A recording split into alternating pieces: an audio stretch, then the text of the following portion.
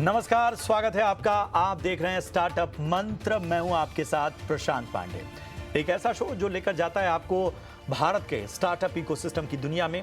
वहां की बारीक से बारीक बातों को हम करते हैं डिकोड और दिग्गजों से जानते हैं उनके स्टार्टअप मंत्र। भारत में अगर हम स्टार्टअप्स की दुनिया की बात करें तो उसने धमाल मचा रखा है। देश के नौजवान अब नौकरी का इंतजार नहीं करते बल्कि खुद बॉस बन रहे हैं। नई सोच, नया जोश और टेक्नोलॉजी की ताकत के साथ उभर रहा है एक नया भारत, नए आइडियाज का भारत, जहां स्टार्टअप सिर्फ बिजनेस नहीं बल्कि करियर और काम के नए रास्ते भी बना रहे हैं। क्या भारत का यह स्टार्टअप बूम बदल रहा है काम करने का ट्रेडिशनल अंदाज? आइडियाज की उड़ान कैसे ग्लोबली बना रही है अपनी पहचान? आज के शो में हम ऐसे ही पहलुओं को लेकर आएंगे आपके सामने, जहां होंगी बड़ी खबरों के साथ ही हफ्ते भर की स्टार्टअप जगत की हलचल भी, और कराएंगे एक दिग्गज स्टार्टअप प्लेयर से आपकी विशेष मुलाकात। मगर सबसे पहले चलते हैं मेरी सहयोगी मानसी के पास, जो हमें बता रही हैं कि आखिर एआई यानी आर्टिफिशियल इंटेलिजेंस की दुनिया में इस हफ्ते क्या हुआ खास। जी मानसी। इंटरनेट और आर्टिफिशियल इंटेलिजेंस के ज़माने में डेटा सिक्योरिटी और डेटा कॉन्फिडेंशियलिटी एक बेहद ही ज़रूरी और साथ ही बेहद संवेदनशील मुद्दा है। और इसी को ध्यान में रखते हुए, इसी को मद्देनज़र रखते हुए ओपन एआई ने एक नया इनोवेशन किया है। जी हाँ, ओपन एआई ने एशिया में डेटा रेजिडेंसी का कॉन्सेप्ट लॉन्च किया है। इससे जुड़ी सारी की सारी डिटेल्स अब आपको बताते हैं। अब एशिया के यूजर्स का डेटा एशिया में ही स्टोर होगा। डेटा रेजिडेंसी का कॉन्सेप्ट क्या है, सबसे पहले वो आपको बताते हैं। यूजर्स का निजी डेटा यानी कि कॉन्फिडेंशियल डेटा जो है वो यूरोप या अमेरिका में ट्रैवल नहीं करेगा, और ये डेटा जो है एशियन मार्केट में ही रहेगा, सिक्योर रहेगा, सेफ रहेगा। पहला डेटा सेंटर इसी के तर्ज पर सिंगापुर में खोला गया है एशिया में। ओपन एआई ने माइक्रोसॉफ्ट के साथ मिलकर सिंगापुर में डेटा स्टोर करने की शुरुआत की है, और इसी के लिए एक डेटा सेंटर सबसे पहले इस पूरे के पूरे इनोवेशन के तौर पर सिंगापुर में खोला है। गोपनीयता यानी कि कॉन्फिडेंशियलिटी को सबसे ज्यादा महत्व देने की कोशिश है, और इसी कोशिश का नतीजा है ये डेटा रेजिडेंसी का कॉन्सेप्ट, ये इनोवेशन जो कि एआई की तरफ से आता हुआ, ओपन एआई की तरफ से आता हुआ दिखा है। इस कदम से यूजर्स की प्राइवेसी और डेटा की सुरक्षा जो है वो और ज्यादा मजबूत और ज्यादा पुख्ता होती हुई नजर आएगी। कॉर्पोरेट यूजर्स के लिए भी ज्यादा इंपॉर्टेंस मिलती हुई दिखेगी, क्योंकि कॉर्पोरेट यूजर्स के बड़े डेटा होते हैं, लार्जर फाइल्स होती हैं, और ये डेटा जो है वो कहीं ट्रैवल ना करें और सेफ रहें। ये कॉर्पोरेट का सबसे बड़ा एक तरह से कह सकते हैं कि इंपॉर्टेंस होती है, कॉर्पोरेट की सबसे बड़ी प्रॉब्लम होती है, जो वो सेफ गार्ड करना चाहते हैं अपना सारा का सारा डेटा, जो कि लार्जर फाइल्स में स्टोर्ड होता है। अब इस कदम से यूजर्स की प्राइवेसी और डेटा की सुरक्षा को काफ़ी हद तक इंपॉर्टेंस दी गई है, खासतौर पर उन कंपनियों के लिए बेहतर रहेगा ये पूरा का पूरा कॉन्सेप्ट जिन्हें डेटा की लोकेशन बहुत मायने रखती हैं। उनके डेटा कहाँ पर है, उनकी लोकेशन के लिहाज से काफ़ी हद तक इंपॉर्टेंस रखती है। उन कॉर्पोरेट्स के लिए ये काफ़ी इंपॉर्टेंट इनोवेशन हो जाएगा। इसी के साथ यूजर्स को भी काफ़ी हद तक कंट्रोल मिलता हुआ दिखेगा। अब कंपनियां यानी कि कॉर्पोरेट्स ये तय कर पाएंगी कि उनका डेटा जो है वो कहाँ स्टोर हो सकेगा। डेटा सेंटर्स खोले जाएंगे, और फिर कॉर्पोरेशंस ये डिसाइड कर पाएंगी कि उनका जो निजी और इम्पॉर्टेंट डेटा है वो कहाँ पर स्टोर हो पाएगा। डेटा ट्रेनिंग में इस डेटा का इस्तेमाल नहीं होगा। जी हाँ, इस इनोवेशन का एक और पैरामीटर ये भी है, खासतौर से आपको पता होगा कि आर्टिफिशियल इंटेलिजेंस या एआई को ट्रेन करने के लिए भी डेटा का इस्तेमाल होता है, लेकिन इस इनोवेशन के चलते अगर यूजर अनुमति ना दे तो उनका डेटा एआई मॉडल्स को ट्रेन करने में इस्तेमाल नहीं किया जाएगा। तो इसी इनोवेशन का एक फीचर ये भी है, डेटा ट्रेनिंग के लिए अगर यूजर्स की अनुमति नहीं है तो फिर डेटा को यूज नहीं किया जाएगा। ओपन एआई का फोकस क्या है इस पूरे के पूरे इनोवेशन, इस पूरे के पूरे कॉन्सेप्ट को लेकर? एक बेहतर परफॉर्मेंस और लोकल कानूनों का पालन करना, और इन लोकल कानूनों का पालन करते करते यूजर्स और कॉर्पोरेट्स के डेटा को सेफगार्ड करना। सो एक बड़ा कदम, एक बड़ा इनोवेशन ओपन एआई की तरफ से, डेटा रेजिडेंसी इन एशिया। बहुत शुक्रिया करेंगे मानसी आपका इस विस्तृत जानकारी के लिए और तमाम पहलुओं को बहुत ही आसान भाषा में हमारे दर्शकों के सामने रखने के लिए। चलिए एक और अहम खबर की ओर बढ़ते हैं। बेन एंड कंपनी और आईवीसीए की प्राइवेट इक्विटी पर रिपोर्ट आई है। आखिर इस रिपोर्ट की क्या फाइंडिंग्स हैं, मेरे सहयोगी अनुराग जोशी से जानते हैं। जी अनुराग, बताएं। भारत में वेंचर कैपिटल और प्राइवेट इक्विटी के जो निवेश हैं उसमें बढ़ोतरी हुई है। ये एक रिपोर्ट के अनुसार है। ये रिपोर्ट बीन एंड कंपनी और IVCA जो कि वेंचर कैपिटल और ऑल्टरनेट कैपिटल इंडस्ट्री की एक संगठन है, उसने जारी की है। और इस रिपोर्ट के अनुसार 2024 में जो प्राइवेट इक्विटी और वेंचर कैपिटल निवेश हुआ है वह करीब 43 अरब डॉलर्स था। अभी जो वेंचर कैपिटल है, ग्रोथ इन्वेस्टमेंट्स हैं और उसके वजह से ज़्यादातर ये बढ़ोतरी पिछले साल देखी गई। और जो अगर प्राइवेट इक्विटी की डील मेकिंग की हम बात करें वह ज़्यादातर फ़िलहाल स्टडी रही। बायआउट्स जो थे वो जो निवेश हुआ है उसके आधे से ज़्यादा थे, करीब 51% उसकी वैल्यू थी। और ये अगर हम कंपेयर करें तो ये 2023 में 46% जो बायआउट्स थे वो टोटल जो प्राइवेट इक्विटी की जो डील वैल्यू थी उसकी परसेंटेज था। और 2022 में उससे कम 37% ये रहा। जो प्रॉपर्टी है, इंफ्रास्ट्रक्चर है, वह करीब 16% जो टोटल प्राइवेट इक्विटी और वेंचर कैपिटल निवेश था वह रहा। और ये जो अगर हम सेक्टर्स में देखें तो ये सेक्टर्स में पिछले साल ये सबसे बड़ा निवेश इन्हीं सेक्टर्स से आया है। और जो वेंचर कैपिटल और ग्रोथ इन्वेस्टमेंट्स हैं पिछले साल वो 40% बढ़े और उनकी जो अमाउंट थी वो करीब $14 बिलियन थी। जो टोटल VC डील्स अगर देखें तो उसमें भी बढ़ोतरी हुई है, वो 1270 डील्स हुए पिछले साल। और अगर हम इसकी तुलना 2023 से करें वो 880 डील्स हुए थे। और दुगनी बढ़ोतरी हुई। जो कंज्यूमर टेक फंडिंग है वह करीब 6 अरब डॉलर्स थी। PVP इन्वेस्टमेंट्स में ज़्यादातर बढ़ोतरी नहीं हुई है, वह 29 अरब डॉलर्स थी। और लेकिन जो एग्जिट्स थे और ये एग्जिट्स ब्लॉक डील, सेकेंडरी जो सेल्स है, बिकवाली है और इक्विटी की उसके थ्रू होती है। और इसमें 16% पिछले साल बढ़ोतरी हुई। और ये एग्जिट्स की जो टोटल मात्रा थी वो 33 बिलियन अरब डॉलर्स थी। वैल्यूएशन जो थे अपने IPO मार्केट में है वो P और VC इन्वेस्टर्स के लिए बहुत ही फ़ायदेमंद रहे। और इसी वजह से जो VCP इन्वेस्टर्स हैं वह मार्केट से अपनी बिकवाली की जो मोमेंटम है उससे पिछले साल बढ़ा सके। और जो हम पब्लिक मार्केट एग्जिट्स अगर देखें तो जो टोटल एग्जिट्स में वो करीब 60% थी वैल्यू अगर उसकी देखें। और उसकी जो तुलना करें 2023 में वो 51% थी। और एग्जिट्स में अगर हम सेक्टर्स देखें, financial services, health care, consumer, retail, इसमें ज़्यादातर एग्जिट्स इन्हीं सेक्टर्स में देखी जाने लगी। और जो IPO और ब्लॉक डील है उन्होंने इस एग्जिट्स को एक मुकाम, एक इम्पेटस दिया।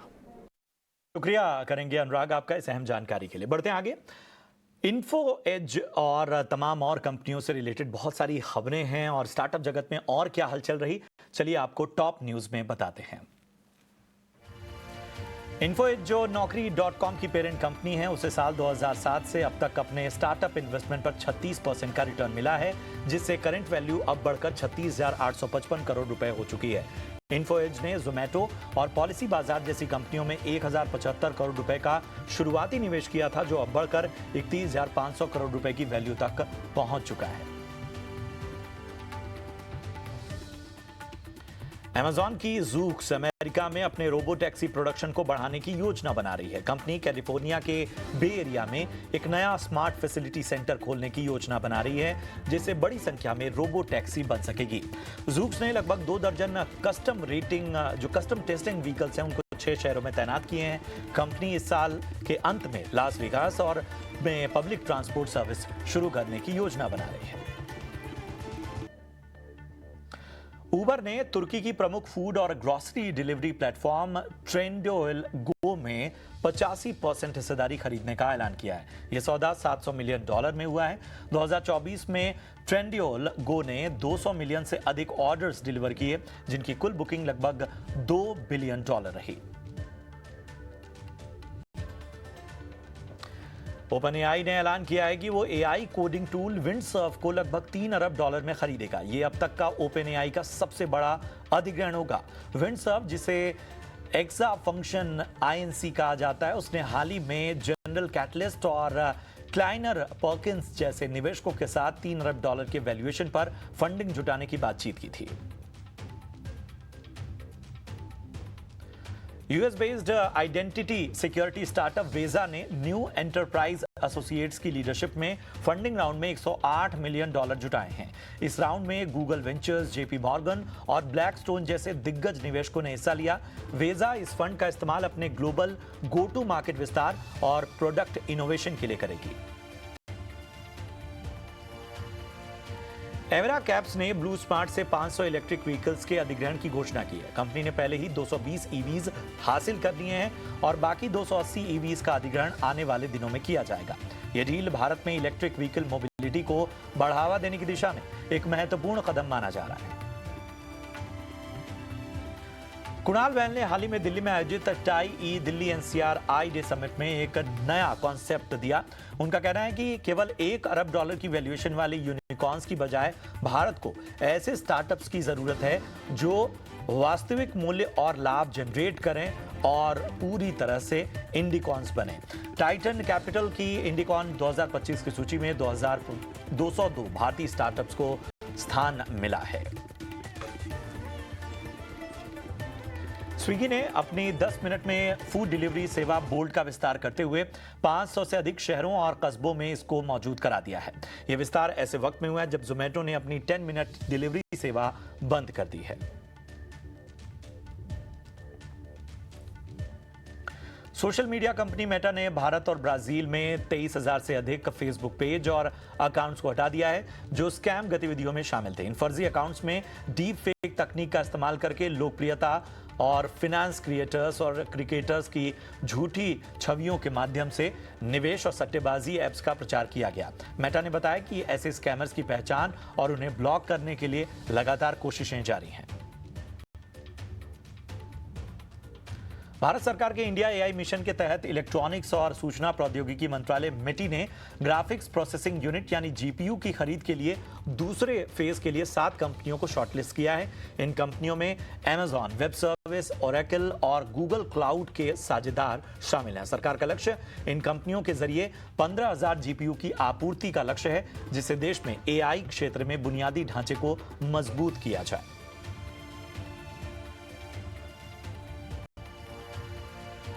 चलिए, ये थी स्टार्टअप जगत की तमाम हलचलें। यहां रुकेंगे एक छोटे से ब्रेक के लिए। ब्रेक के उस पार हमारे साथ जुड़ेंगे नीरज सतीश मानेक, जो कि फाउंडर और सीईओ हैं स्मूथ से। हाल ही में बड़ी उपलब्धि हासिल की है, उस पर बात करेंगे।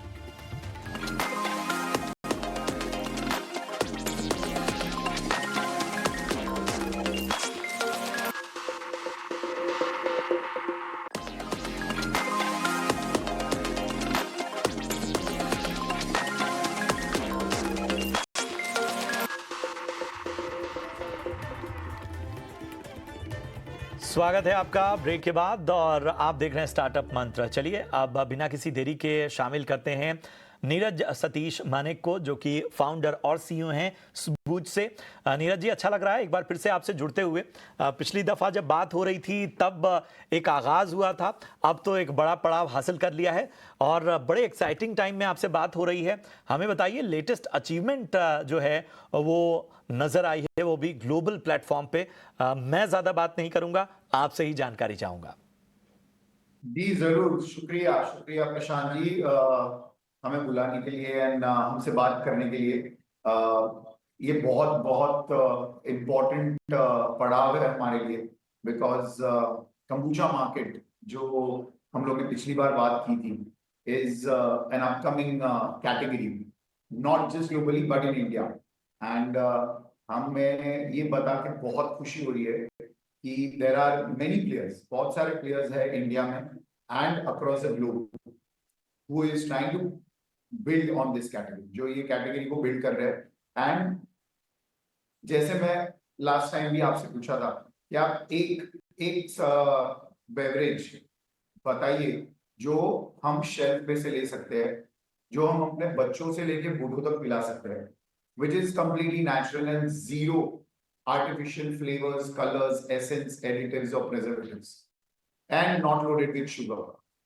Except water, अगर हम एक भी बेवरेज का नाम अगर बता दें जो हम दिन में बिना कोई गिल्ट के पी सकते हैं, इसी के वजह से kombucha category is coming up and people are getting aware about what they are consuming. Covid के बाद हम लोग खुद बहुत सोच समझ के खाते हैं, जो हम लोग खाते हैं या पीते हैं उसका बहुत ध्यान रखते हैं. And coming to your question, yes, Smooch has won the best kombucha of the year 2025 in London Beer Competition, making India proud on a global platform. So that is something, a big achievement. And it's a prestigious event. Plus, हमें बहुत खुशी हो रही है ये बता के कि इतने सारे kombucha players across the world who are participating, more than 70 plus entries, and Indian players in over the years. Smooch is one of the first Indian brand to win this prestigious award as the best kombucha of the year. And it is really a proud feeling. I'm sure we are going to make, this is just a start, and in less than 6 months, we have done something right. हम लोग ने कुछ तो सही किया है जिसकी वजह से ये खुशी not just India, not just Smooch, but it's a big win for all of us. बिल्कुल नीरज जी, वाकई अच्छा लग रहा है और सबसे पहले आपको, आपकी टीम को ढेर सारी बधाई इसके लिए. इंडिया के रिच ट्रेडिशन को कैसे लोगों तक पहुंचा रहे हैं आप? मुझे तो जानकारी है, लेकिन नए जो दर्शक हमारे साथ जुड़े हैं, बताइए क्या कोशिश रहती है? तो प्रशांत जी, सबसे इम्पोर्टेंट बात है कि इन अ शॉर्ट स्पैन ऑफ 6 महीने से कम हम लोग को लॉन्च हुआ है, एंड 6 से 7 महीने में ऑफ कोर्स हमारी वेबसाइट से तो we are delivering pan India, but at the same time in less than 6 months we are pan India. Most of the modern trades, most of the hotels, restaurants, cafes, we are already in there. We are trying, हम लोग बाकी के अलग-अलग hotels, restaurants और cafes में भी available रहेंगे. Amazon, Flipkart, and 2 हफ्ते पहले we are live on Blinkit as well for Maharashtra, and in next 1 week for Karnataka and Delhi NCR will follow. So 10 minute में भी Smooch आप पी सकते हो. एंड ये बहुत इंपॉर्टेंट चीज मैं बोलना चाहूंगा कि आज कोई भी कैटेगरी हो या कोई भी ब्रांड हो, सब एंटरप्रेन्योर को लगता है अपना ब्रांड सबसे बेस्ट, एंड वो होना भी चाहिए. बट जब ही, जैसे आपने बताया, ये जो अगर वैलिडेशन आता है फ्रॉम द कंज्यूमर्स टू पी रहे हैं, छोटे बच्चों से लेके जेनजीज से लेके मिलेनियल से लेके एंड सीनियर्स, ये एक ऐसी लाइफस्टाइल ड्रिंक है जो दिन में कभी भी पी सकते. नॉन अल्कोहलिक के लिए तो ये ब्लेसिंग है, बट जो अल्कोहल भी पीते हैं और जो उसका साइड इफेक्ट्स है, जैसे for example all the alcohol has a lot of, बहुत सारा शुगर होता है उसमें. This helps to, this is one of the healthiest mixer. ये बहुत एक अच्छा मिक्सर भी बन सकता है for people who have and any age group, whether the person is health enthusiast जो फिटनेस के बारे में बहुत सोचता है, या junk eater which most of our Indians are, दिन में अगर एक भी बॉटल पी लिया, and it is just not refreshing because the taste is something which we have, हम लोगों ने पहले कभी बॉटल में नहीं सुना है, जैसे रसम, कोशिम्बीर which is a salad in a bottle, गोड केरी, we have नागा पेपर जिसका किसी ने अंदाजा भी नहीं लगाया वो बॉटल में आ सकता है. So yes, some refreshing flavors and natural. We are not putting any artificial flavors, colors, additives, and zero preservatives. So ये एक family drink है. किसी भी एज के साथ कभी भी कौन से भी मौके में you can enjoy it, and it is a gut friendly. What more? It works as a natural antioxidant. So कहीं से भी ऑर्डर कर सकते हैं. It is, इच्छा तो यही है कि अगले 1 साल में जिन लोगों को kombucha के बारे में नहीं पता है, Smooch becomes the category. Smooch becomes the Bisleri or the, I would say, Maggie of the category of kombucha. And we are moving in the right direction, हम सही दिशा में चल रहे हैं, जहाँ पे सब अप्रिशिएट कर रहे हैं ये प्रोडक्ट। एंड मैं कितना भी बोलूं, आप कितना भी बोलो, हमारे partner for example Sunil Shetty ji, वो भी कितना भी बोले, जब तक प्रोडक्ट में दम नहीं रहेगा, people will not drink it. So we are happy कि feedback is coming very good and some huge validation like what we have got. जितना लंदन बियर कंपटीशन ने हेल्प किया, we are expecting to grow in international market as well. चलिए नीरज, और मुझे सबसे अच्छा लग रहा है कि इतना एक्साइटमेंट है आपको अपनी इस पूरे प्रोडक्ट के ऊपर, अपने ब्रांड के ऊपर, और ये जुनून बहुत ज़रूरी होता है किसी भी एंटरप्रेन्योर के लिए, जिससे सीखना चाहिए। मेरा अगला सवाल आपकी जर्नी को लेकर है। इसमें जाहिर सी बात है, जो टाइम स्पैन आप बता रहे हैं ये छोटा टाइम स्पैन है, चैलेंजेस का टाइम था ये, उसमें हम अच्छी अच्छी बातें ही देखते हैं, लोगों को उनकी कामयाबी से देखते हैं, संघर्ष बहुत रहे होंगे। जरूर जरूर Prashant ji, struggle is a part of a startup and सभी एंटरप्रेन्योर वो स्ट्रगल से गुजरते हैं, मैं भी गुजरा हूँ। सबसे इम्पोर्टेंट चीज स्वूच के लिए ये थी कि ये जो कैटेगरी है kombucha is not an established category in current beverage landscape. जैसे मैंने आपको एक सवाल पूछा स्टार्टिंग में कि आप एक बेवरेज बताइए जो कंप्लीटली अनएडल्टरेटेड हो, टेस्टी हो और हेल्दी हो and it is not harmful. आप और मैं मिलके एक बेवरेज का नाम नहीं बता सकते हो आज के तारीख में, आप और मैं मिलके एक बेवरेज का नाम भी नहीं बता सकते हैं आज के दिन में। And guess what, this market is 1.6 trillion beverage across the globe. In that we kombucha ने एक gap identify. That is the one of the biggest challenge for Swooch, because अगर आज आप कॉफी बोलते हो तो कम से कम 100 प्लेयर्स है कॉफी, एनर्जी ड्रिंक के 100 प्लेयर्स है, जूसेस के बहुत सारे flavour. The kombucha is not a category yet. वो अवेयरनेस क्रिएट करना is the biggest challenge, and ये चैलेंज ही नेक्स्ट 1 से 2 साल अगर लोगों में आ गया, ये अवेयरनेस अगर लोगों में आ गया कि कंबुचा है क्या, कंबुचा के बेनिफिट्स क्या है, आई एम श्योर जैसे अभी कॉफी कल्चर लास्ट 10 साल में जैसे बना है, क्योंकि Indians were known for T lovers, Indians R T lovers since long. हमारा दिन का शुरुआती 1 कप चाय से होती है, बस लास्ट पिछले 10 साल में we have seen the coffee culture taking from kids to senior. सब लोगों को coffee is something which everyone has a different types and taste of coffee. Kombucha culture दूर नहीं है।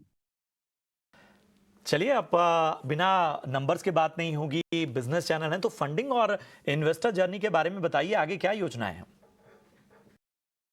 अब तक हम लोग ने जहां पे पहले शुरुआत की थी, जहां पे we have raised a small round, जहां बिफोर द इनिशियल लॉन्च हम लोग उसी से मैनेज कर रहे हैं।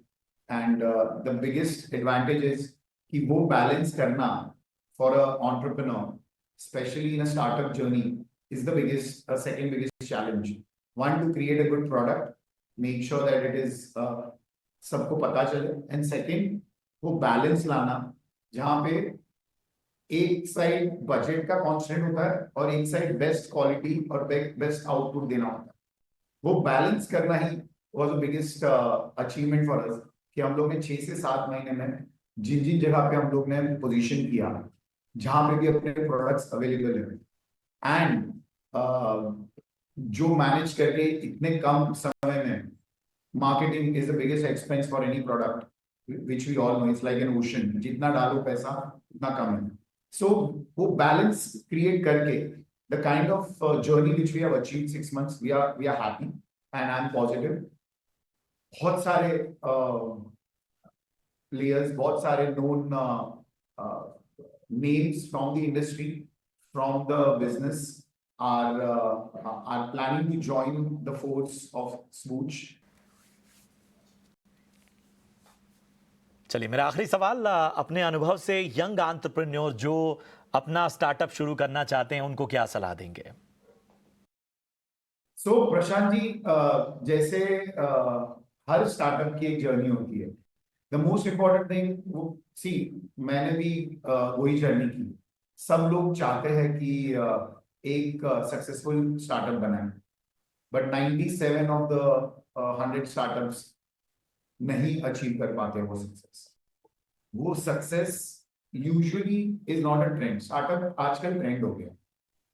सबसे इंपॉर्टेंट चीज जो मैंने सीखी है as per my journey, if you are in a product category, सबसे इंपॉर्टेंट चीज है your product.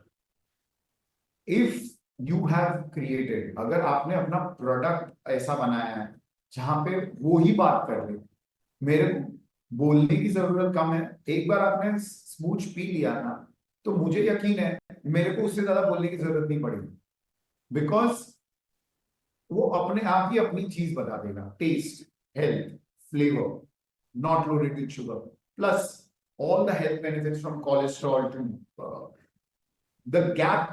There are two things. If you are able to, एक बार अगर वो कैटेगरी में गैप आइडेंटिफाई कर लिया, then I'm sure we are able to create that gap with the product. So your product is the key. शुक्रिया करेंगे नीरज, बहुत अच्छा लगा आपसे बातचीत करते हुए। आपको, आपकी टीम को और आगे की योजनाओं के लिए हमारी ओर से ढेर सारी शुभकामनाएं। तो ये था आज का स्टार्टअप मंत्र। उम्मीद करते हैं कि तमाम जानकारियां और दिग्गजों से मुलाकात आपको पसंद आई हो। कोई फीडबैक हो तो यूट्यूब के कमेंट बॉक्स में जरूर दीजिए। हमें